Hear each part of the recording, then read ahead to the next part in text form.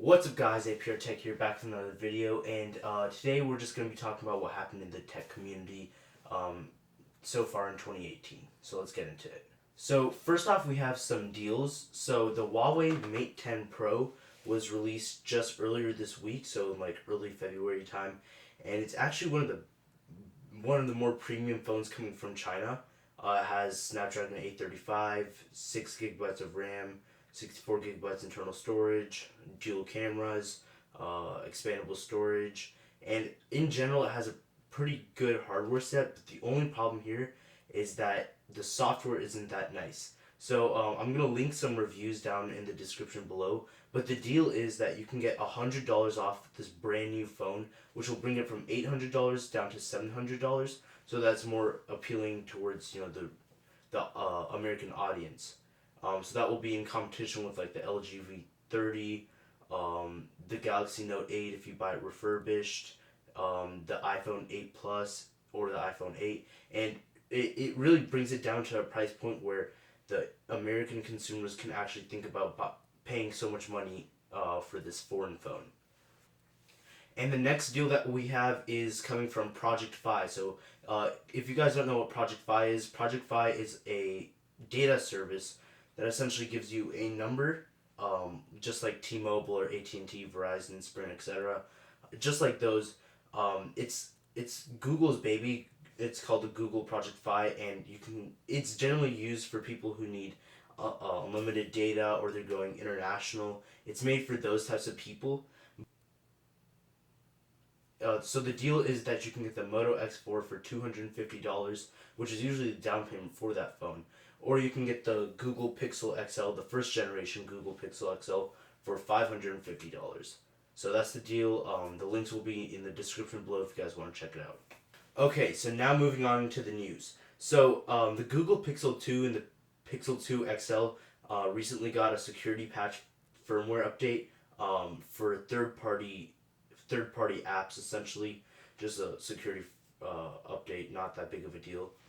The next thing that we're going to talk about is about the iPhone 5C. So not many people use this phone anymore. It came out with the iPhone 5S about like 4 years ago. It was basically the iPhone 5 except more geared towards students.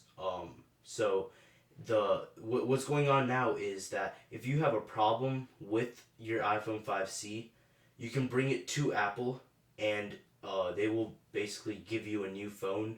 And if you have the 8 gigabyte version, you can actually get the 16 gigabyte for no extra charge. So if you guys have the 5C, I suggest you go to Apple and you just tell them this is the problem. Can you guys fix it? So we have just about everything we need to know about the Galaxy S9 from Samsung that's coming out in 2018.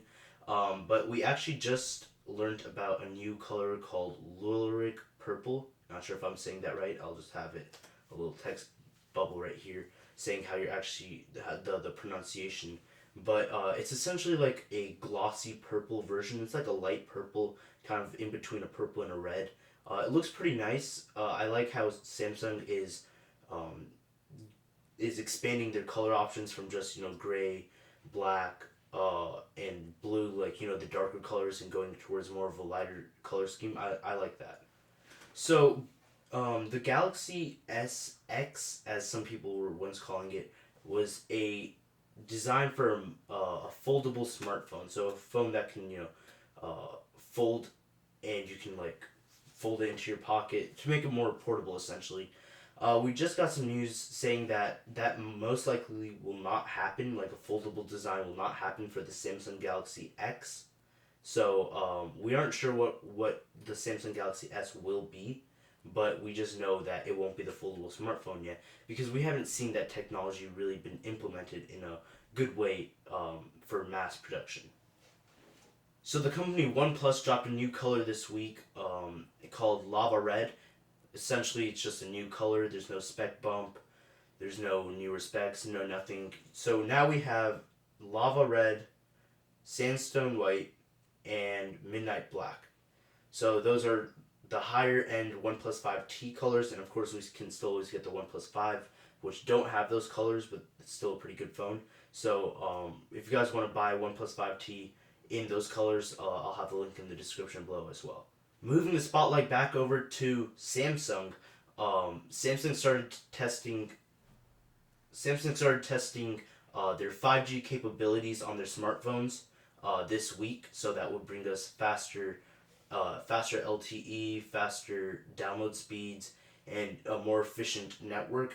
They actually chose Verizon for this project, so they teamed up with Verizon in order to test their 5G capable smartphones and see how big of a like a like a data speed increase it is compared to 4G.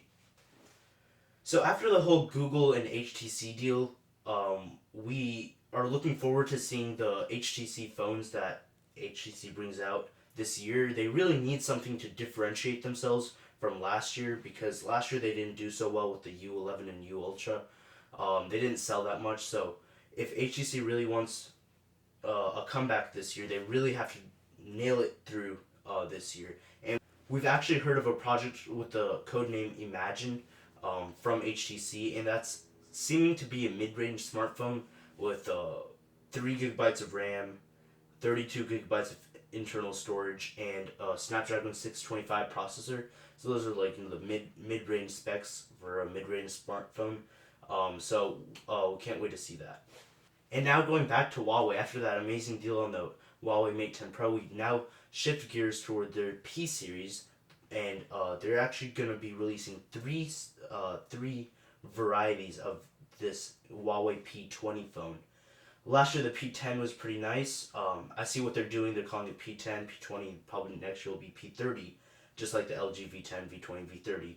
I see what they're doing there. So essentially, what's going to be new, or what's rumored to be new in these new Huawei phones, is that they will have a triple camera sensor layout. So we've recently been seeing dual cameras in smartphones for better depth, black and white photography, wide angle, telephoto, macro, micro, all those kinds of lenses we've been seeing on smartphones, and now we're going to be seeing a triple lens smartphone. So that's pretty interesting to see what they do.